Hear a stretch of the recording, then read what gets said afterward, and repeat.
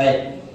Alhamdulillah fatiris samawati wal arja' lil malaikati rusulan uli ajnihatin masna wa thulatha wa ruba' yazidu fil khalqi ma yasha' innallaha ala kulli syai'in qadir. Asyhadu an la ilaha illallah wahdahu la syarikalah wa asyhadu anna Muhammadan abduhu wa rasuluh. Allahumma shalli wa sallim ala sayyidina nabiyyina wa maulana Muhammadin wa ala alihi wa ashabihi wa man tabi'ahum bi ihsanin ila yaumiddin. Bapak-bapak, ibu-ibu, para ustaz dan guru-guru kita dan murid-murid kita yang dimuliakan, yang dicintai oleh Allah, yang disayangi oleh Allah dan yang dikasihani oleh Allah Subhanahu wa taala. Amin. Oke, baik. Pada kesempatan yang berbahagia ini menjelang maghrib, sonjo hari, potang hari, hari Jumat, di banyak-banyak kesibukan kita, di sela-sela kesibukan kita, banyak di antara kita, keluarga kita yang sibuk mulai dari bangun tadi sampai sore ini. Maka beruntunglah kita.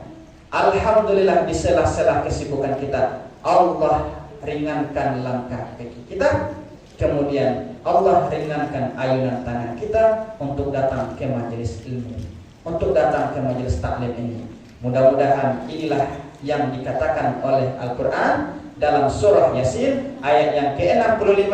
Apa katanya? Al-yawma nakhtimu ala afwahihim wa tukallimuna aydihim wa tashhadu arjuluhum bima kanu yaksibun. Apa artinya? Pada hari kelak mulut kita ini akan dikunci oleh Allah Subhanahu wa taala. Al-yawma nakhtimu, khatamallahu ala qulubihim. Allah kunci. Nakhtimu ala afwahihim. Apa yang dikunci? Afwahihim, mulut. Artinya nanti di hari akhirat kelak ditutup oleh Allah mulut kita. Wa tukallimuna aydihim, kalam. Maka yang berbicara nanti adalah tangan kita. Bapak-bapak, ibu-ibu, murid-murid ustaz semuanya. Yang berbicara di hadapan Allah nanti bukan mulut kita yang pandai bersilat lidah, tapi yang berbicara di hadapan Allah nanti adalah tangan-tangan kita ini. Apa yang dia lakukan, apa yang dia perbuat. Wa tashhadu arjuluhum, yang menjadi saksi nanti adalah kaki kita. Bima kanu yaksibun, terhadap apa yang kita kerjakan.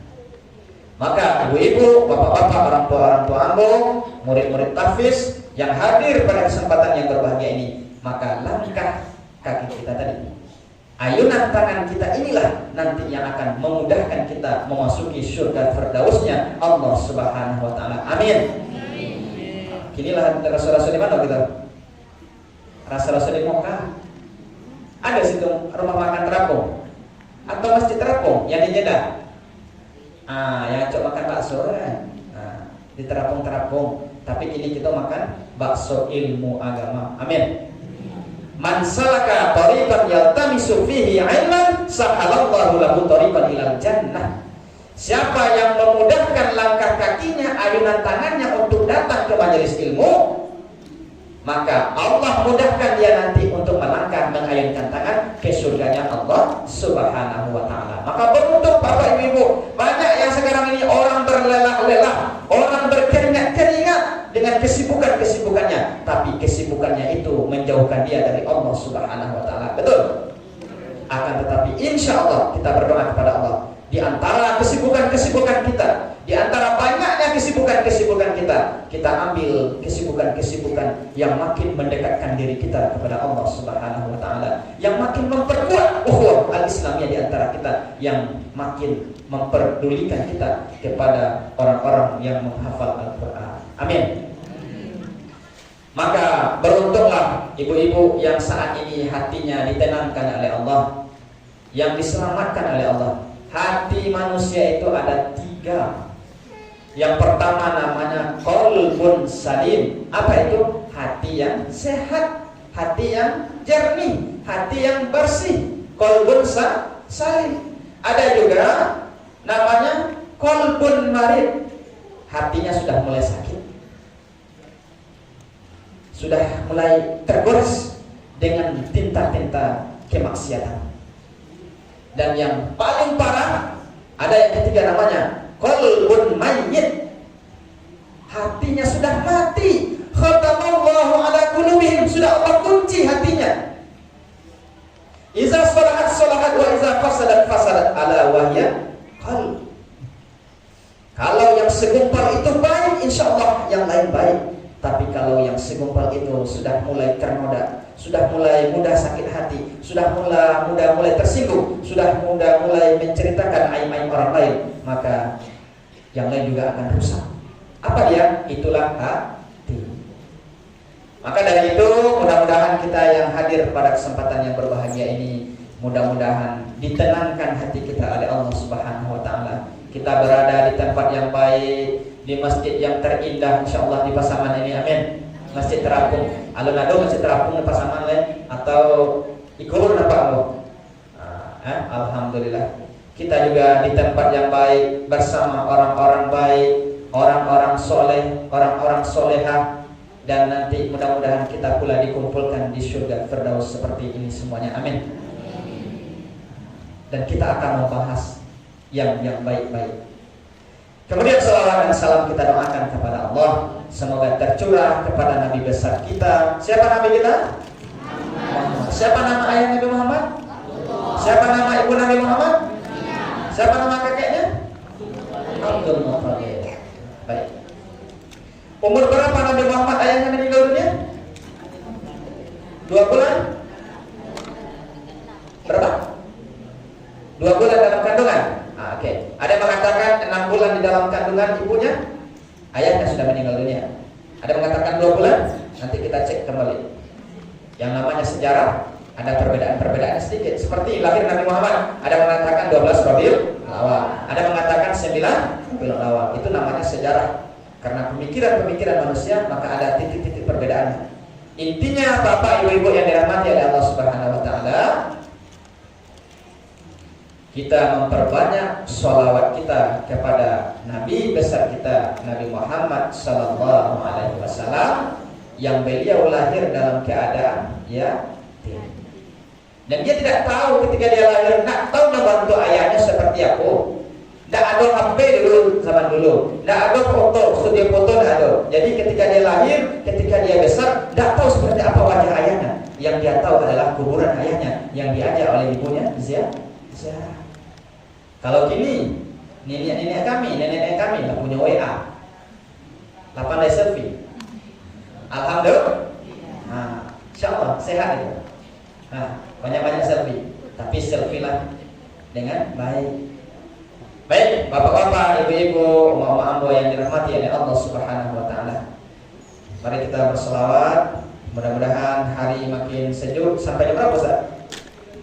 Sampai selesai. Oke, baik. Kita berselawat dulu, mudah-mudahan tadi hadroh yang dibawakan tadi sudah menggetarkan hati kita, sudah menenangkan hati kita, makin kita tenangkan hati kita dengan selawat-selawat kita. Salatullah salamullah ala toha rasulillah. Salatullah salamullah ala yasin habibillah. Ya, sambil dijalankan kotak merah, kotak ajaib.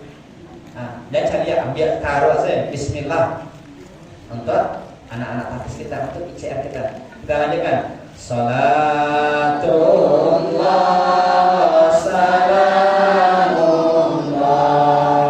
ala toha rasulillah. Salatullah salamullah ala yasin habibillah. Baik, nanti kita lanjutkan. Ibu-ibu yang dirahmati oleh Allah, apakah suasana kita sudah tenang rasanya? Senang hati kita rasanya. Mudah-mudahan. Amin. Jadi tujuan kita hadir di majelis ilmu ini paling tidak ada 3 tujuan kita. Yang pertama ada namanya ruhiyah. Apa itu ruhiyah? Bertambah semangat ibadah kita. Keluar kita dari majelis ini, karena di antara sifat sahabat Nabi itu, kalau dia dekat dengan Nabi, memuncak-muncak keimanannya. Tapi setelah berpisah dengan Nabi, keimanannya makin menendor-nendor. Itu makanya datang ke majelis ilmu, majelis ta'lim. Maka setelah kita keluar dari masjid itu, keluar dari ICR itu, maka mudah-mudahan bertambah semangat ibadah kita. Subuh berjamaah kita semakin kita jaga, zuhur berjamaah kita jaga, sampai isya berjamaah kita. Amin. Itu tujuan pertama kita. Yang kedua, fikriyah. Apa itu fikriyah? Bertambah ilmu agama kita. Ustadz yang berceramah memberikan ilmu, kemudian yang mendengarkan mendapatkan ilmunya. Itulah nanti yang akan kita bawa pulang. Kemudian kita amalkan apa yang patut diamalkan. Kita kerjakan apa yang kita kerjakan, dan kita hentikan apa yang patut kita hentikan. Ruhiyah, fikriyah. Yang ketiga ada namanya jasa iya. Apa itu? Mudah-mudahan dengan berkumpul kita seperti ini, bertambah sehat kita. Orang yang rajin berkumpul di tempat yang baik, maka akan datang sel-sel kesehatan. Makanya kenapa kita diajak menjenguk orang sakit? Kenapa kita dianjurkan mencari orang sakit? Karena orang sehat itu akan memancarkan sel kesehatan. Inyo aja motivasi, inyo dorong supaya capek semangat, capek sehat, itu gunanya. Maka apalagi orang sehat bertemu dengan orang sehat, makin sehat. Nah, ini tujuan kita. Jadi nanti setelah selesai pengajian kok, setelah selesai majelis kok, dan nanti bertambah kurang keimanan kita, bertambah rusak rumah tangga kita. Nah, itu salah pengajian kita. Nah, mudah-mudahan kita makin meningkat ibadah kita, makin bertambah ilmu agama kita, dan makin sehat dan makin kuat ukhuwah al-islamiyah di antara kita. Amin. Kita doakan mudah-mudahan Bapak Haji kita, pendiri pembina yang telah merintis, menggerakkan donatur, menggerakkan orang-orang baik, menggerakkan ibu-ibu sehingga kita bisa berkumpul. Haji Yulima Indra, Pak Haji Ujang, mudah-mudahan dijaga kesehatan dan keselamatannya oleh Allah. Amin. Istri beliau yang baru meninggal, mudah-mudahan diterima segala amal ibadahnya, diampuni segala dosanya, dan mudah-mudahan dimudahkan urusan beliau, disukseskan oleh Allah perjuangan Haji Yulima Indra, insyaallah. Amin. Ala kulli hadhihi niyyah. Al-Fatihah. Al-Fatihah. A'udzubillahi minasyaitonir rajim. Bismillahirrahmanirrahim. Alhamdulillahirabbil alamin arrahmanir rahim maliki yaumiddin. Iyyaka na'budu wa iyyaka nasta'in. Ihdinas siratal mustaqim. Shiratal ladzina an'amta 'alaihim ghairil maghdubi 'alaihim waladdallin. Bapak-bapak dan ibu-ibu, hadirin wal hadirat, kemudian murid-murid yang dirahmati oleh Allah Subhanahu wa taala. Dalam Al-Qur'an Allah katakan di dalam surah An-Nisa. Surah An-Nisa surah yang keberapa? Yang keempat. Al-Fatihah, Al-Baqarah, Ali Imran, An-Nisa. Apa lagi? Al-Maidah. Apa lagi? Al-An'am, Al-A'raf, Al-Anfal, At-Taubah. Apa lagi? Yunus.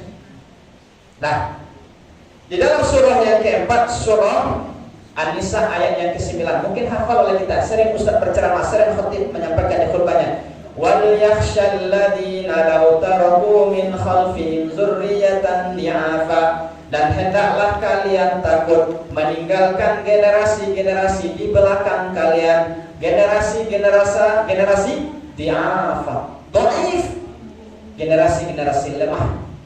Maka Allah katakan, falyattaqullaha wal yaqulu qawlan sadida. Maka hendaklah kalian bertakwa, hendaklah kalian menimbulkan rasa takut akan azab Allah.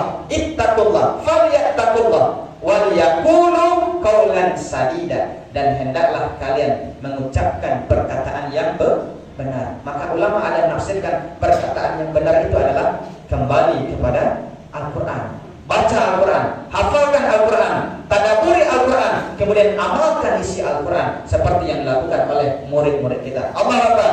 Allahu Akbar. Kaifa halukum? Alhamdulillah. Bagaimana kabarnya? Alhamdulillah. Kalau saya tanya sekarang beda. Bagaimana kabarnya? Alhamdulillah, luar biasa, tetap semangat menambah hafalan. Allahu Akbar. Setuju? Oke. Alhamdulillah, luar biasa, tetap semangat menambah hafalan. Allahu Akbar. Nah, itu murid-murid kami di SMP itu. Nah, bagaimana kabarnya? Alhamdulillah, luar biasa, tetap semangat menambah hafalan. Allahu Akbar. Ketika mengatakan Allah Akbar, angkat tangan antum, ya. Kemudian teriakkan semangat antum. Allahu Akbar. Baik. Maka ibu-ibu yang ingin aku sampaikan pada kesempatan yang berbahagia ini dalam waktu yang singkat, ada 4 kedudukan anak di dalam Al-Quran. Nah, coba dengar elok. Kita punya anak, alhamdulillah. Kita sudah berkeluarga, namun belum dikarunia oleh Allah anak, maka tetaplah berprasangka baik kepada Allah. Jangan bersedih. Itu adalah titipan Allah Subhanahu wa taala. Kalau ada di antara uni-uni ambo, uma-uma ambo, atau abang-abang ambo, bapak-bapak ambo yang belum Allah takdirkan memiliki keturunan, maka ingat Nabi Ibrahim alaihissalam, kalau tidak salah sampai 86 tahun menunggu. Kemudian dia berdoa kepada Allah, Rabbi habali minas sholihin, Rabbi habali minas sholihin. Di dalam kitab tafsir Ibnu Katsir Al-Quran Al-Azim, maka kalau tidak salah 86 tahun beliau bersabar meminta doa kepada Allah, maka barulah Allah karuniakan dia seorang anak dari Hajar bernama Ismail alaihissalam. Nah, maka ibu-ibu yang dirahmati oleh Allah dan murid-murid semuanya, ada 4 kedudukan anak di dalam Al-Quran. Yang pertama, anak ini sebagai perhiasan dunia. Perhiasan dunia. Allah katakan dalam Quran, di dalam surah Ali Imran ayat yang ke-14, siapa yang tahu? Nanti minta hadiah sama Ustaz Ghaffar. Surah Ali Imran, juz yang ketiga. Juz ketiga setelah selesai Al-Baqarah. Al-Baqarah juz ketiga ada 4 lembar. Tutup dengan Fansurna 'alal qaumil kafirin. Kemudian masuk Ali Imran, Alif Lam Mim, Allahu la ilaha illa huwal hayyul qayyum, nazzala 'alaika. Di baliknya, di ayat yang ke-14, apa bunyinya? Zuyyina lin-nasi hubbus syahawati minan nisa'i wal banina. Kalau saya salah bilang, nanti saya salah nanti. Salah saya bilang, ya, cek lagi. Zuyyina lin-nasi hubbus syahawati minan nisa'i wal banina wal qanatiril muqantarah minaz zahabi wal fiddah wal khairil musawwamah wal an'am wal hars. Dzalika mata'ul hayatid dunya wallahu 'indahu husnul ma'ab. Bukan maaf. Bedakan antara a dengan ain. Bagaimana membunyikan huruf a? Jangan mengangguk. O. Nah, ada yang itu mengaji gitu? Masuk ICR, nanti diajarkan. Bagaimana membunyikan a, i, u, ba, u, an, ani, a, na, minal, mu, ni, ma, i, an, ani, a. Huruf A, al-jawf, rongga mulut, alif, waw, ya. Nah, jadi kedudukan anak dalam Al-Quran yang pertama sebagai perhiasan. Apa arti tadi dalam surah Al-Imran ayat yang ke-14 tadi, Bu? Dijadikan indah dalam pandanganmu. Zuyyina lin-nasi, dijadikan rancak oleh Allah dalam pandangan Allah. Apa itu?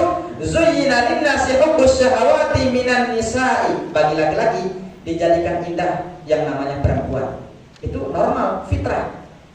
Zuyyina lin-nasi hubbus syahawati minan nisa'i wal banina, yang sudah bersuami istri, memiliki anak, dijadikan indah dalam pandangan kita. Wal banina wal qanatiril muqantarah, harta benda, minaz zahabi wal fiddah, dari emas, perak. Kita punya ame, punya perak, indah dalam pandangan kita.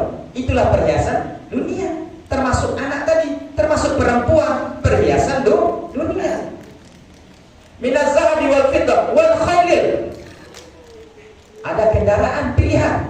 Dulu zaman Nabi ada unta, ada kuda. Kalau sekarang kuda yang roda empat.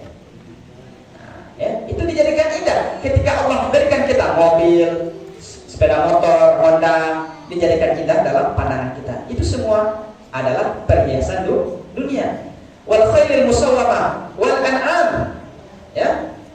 Apa wal an'am? Binatang ternak. Ada kambing gitu, ada unta juga. Di situ ada, atau yang memiliki unta nak.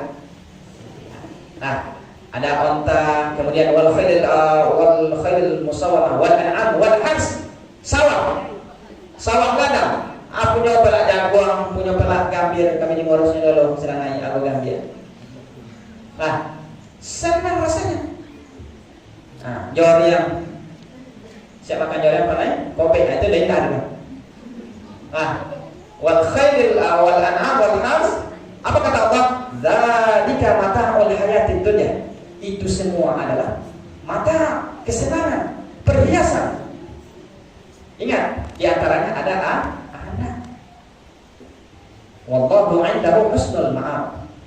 Baik. Jadi yang pertama, kedudukan anak kita di dalam Quran sebagai perhiasan dunia, kesenangan hidup. Yang kedua, apa fungsi anak, apa kedudukan anak dalam Quran? Dikatakan oleh Allah. Ini lebih dasar lagi Bapak Ibu. Anak kita bisa jadi dia sebagai fitnah dalam kehidupan kita.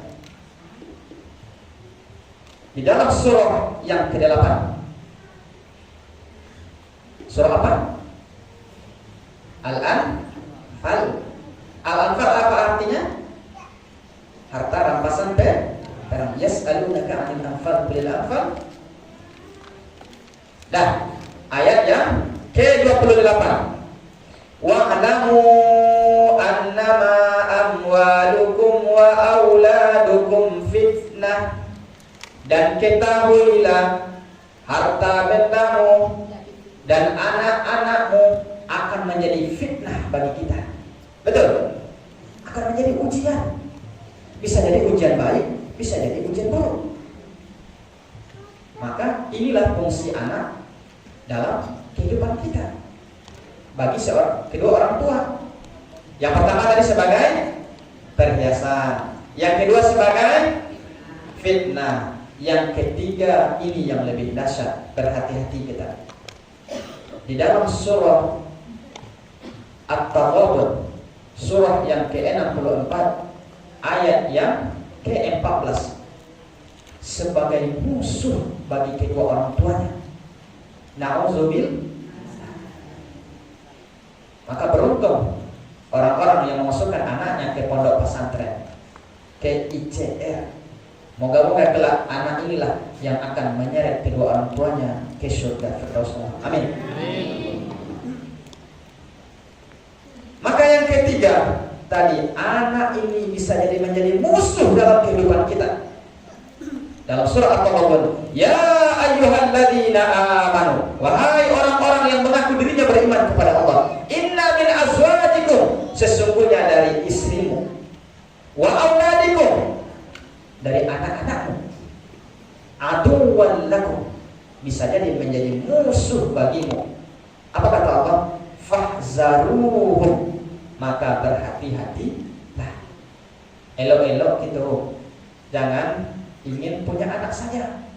Mohon maaf, jangan memperbanyak anak saja, kemudian tidak tahu dengan pendidikannya. Akan diminta pertanggungjawabannya. Harusnya seorang ayah yang mengajarkan bagaimana anak ini nanti kalau dewasa, mohon maaf, dalam fikih mimpi basah dia bagaimana cara memandi wajib. Seorang anak perempuan bagaimana dia bersuci dari haidnya. Seharusnya seorang ibu yang menyampaikan kepada anak perempuannya. Jangan-jangan nanti anak perempuan kita bertanya kepada orang yang salah. Mohon maaf, bertanya kepada pacarnya bagaimana cara mandi wajib setelah haid, atau yang laki-laki bagaimana cara bersuci mandi wajib setelah mimpi basah. Ini adalah tugas seorang ayah, pemimpin dalam rumah tangganya. Maka berhati-hati kita dalam mendidik. Wal yakhshal ladzina law taraku min khalfihim dzurriyyatan dhi'afa. Generasi-generasi yang lemah imannya, lemah ilmunya, lemah mentalnya, lemah hartanya. Maka kita orang tua mesti berhati-hati. Apalagi mohon maaf, kapan kita membaca ta'awuz, a'udzubillahi minasyaitonirrajim? Paling tidak ada dua tempat. Pertama, ketika membaca Quran, fa iza qara'tal Quran fasta'iz billahi minasyaitonirrajim. Ada dua tempat setan sangat mengganggu kita. Ketika antum hendak membaca Quran, kadang-kala ketika kita ambil wudu baca Quran mudah ngantuk, maka awali dengan a'udzubillahi minasyaitonirrajim. Nah, itu sudah mulai merah matanya. Nah, dan ngantuk dengar Ustaz. Nah, dah. Baik. Jadi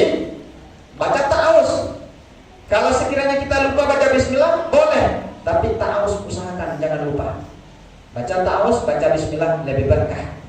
Paham dong? Yang kedua, mohon maaf, bahasanya bahasa fikih, ketika hubungan suami istri. Mohon maaf, kalau sempat lupa membaca ta'awuz, disitulah syaitan akan menggoda dan akan menghancurkan generasi-generasi kita. Maka Islam mengajarkan kalau bisa ambil air wudu, kemudian sholat sunnah, baru lakukan ibadah suami istri. Ya, kalau lupa ta'awuz, maka disitulah godaan-godaan syaitan, termasuk yang adik-adik ini ketika membaca Al-Quran.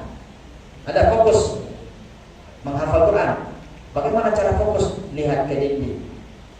Jangan banyak mengotak, jangan banyak bercerita.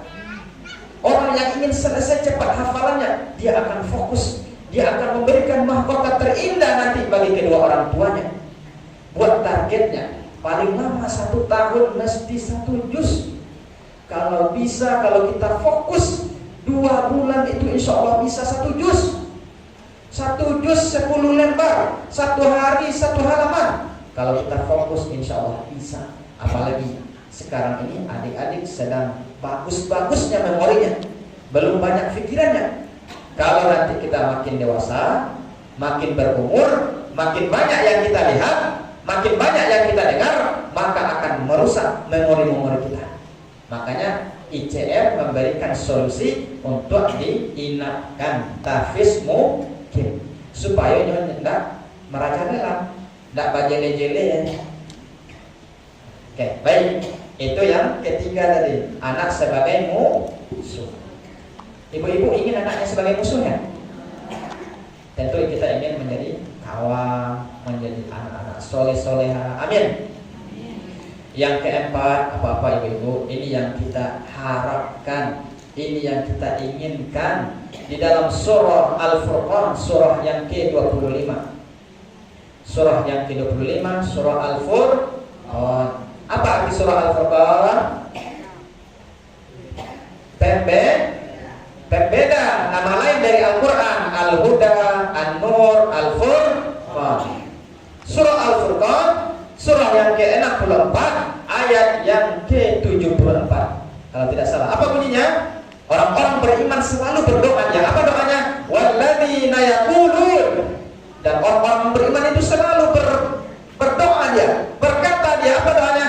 Rabbana habalana min azwajina wa dzurriyyatina qurrata a'yun waj'alna lil muttaqina imama.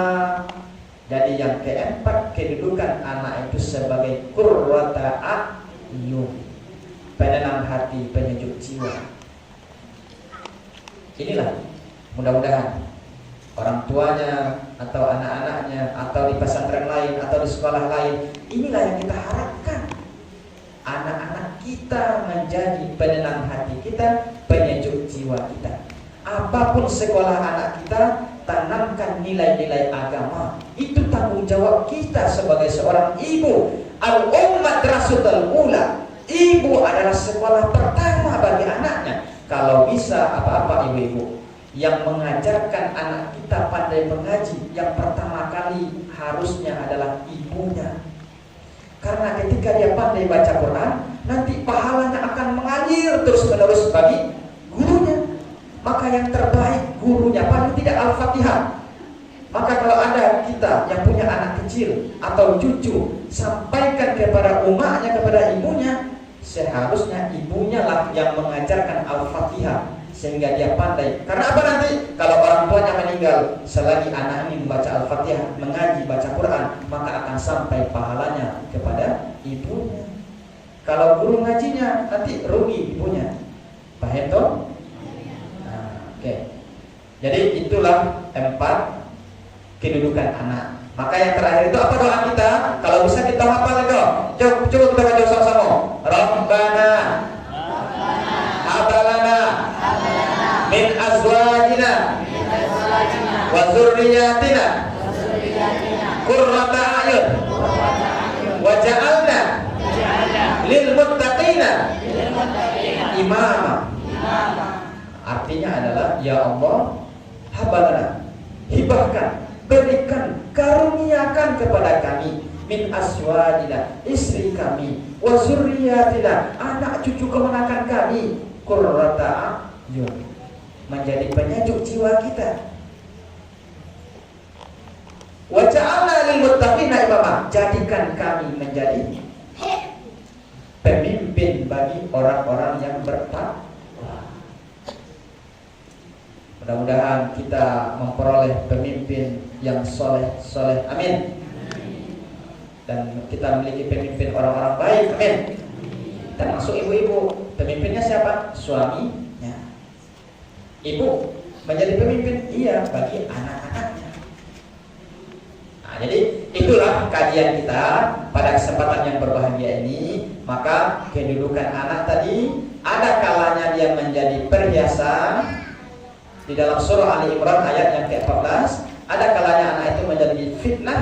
Di dalam surah Al-Anfal ayat 28, ada kalanya anak itu menjadi musuh. Di dalam surah At-Tababun ayat yang ke-14, kemudian ada juga nanti anak itu yang kita harapkan, yang kita impikan, yang kita idam-idamkan. Anak ini menjadi qurrata a'yun, penenang hati, penyejuk jiwa. Apalagi anak ini penghafal Al-Qur'an.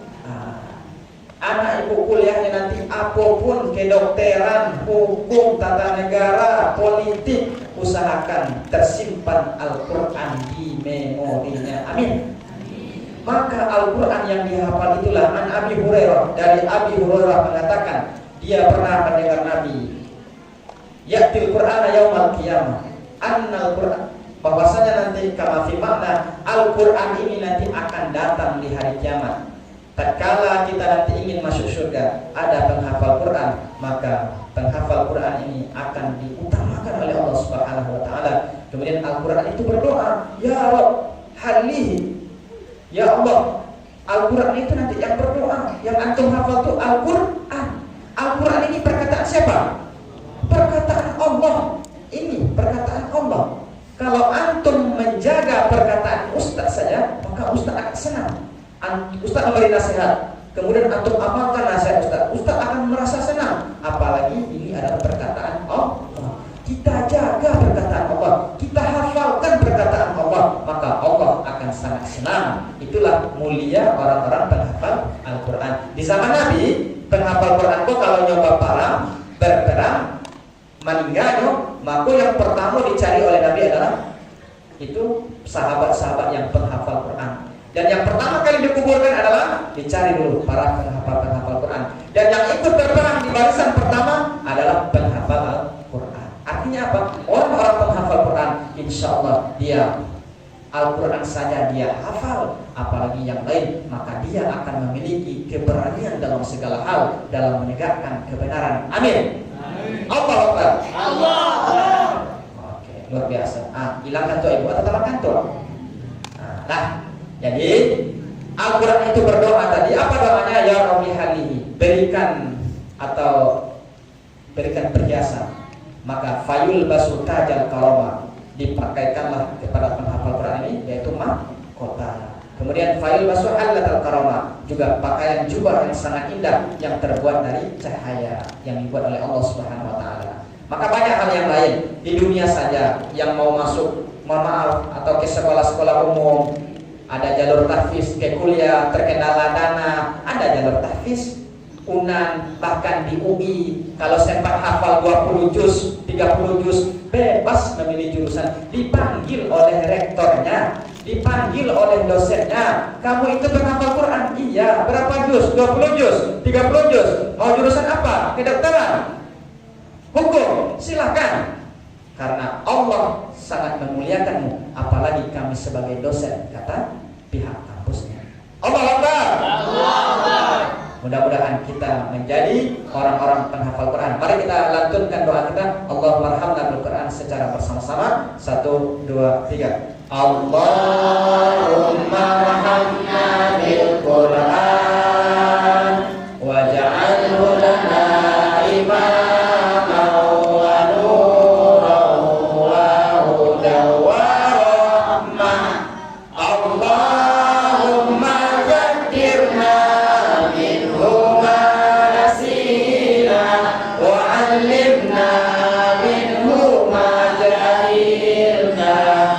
warzuqna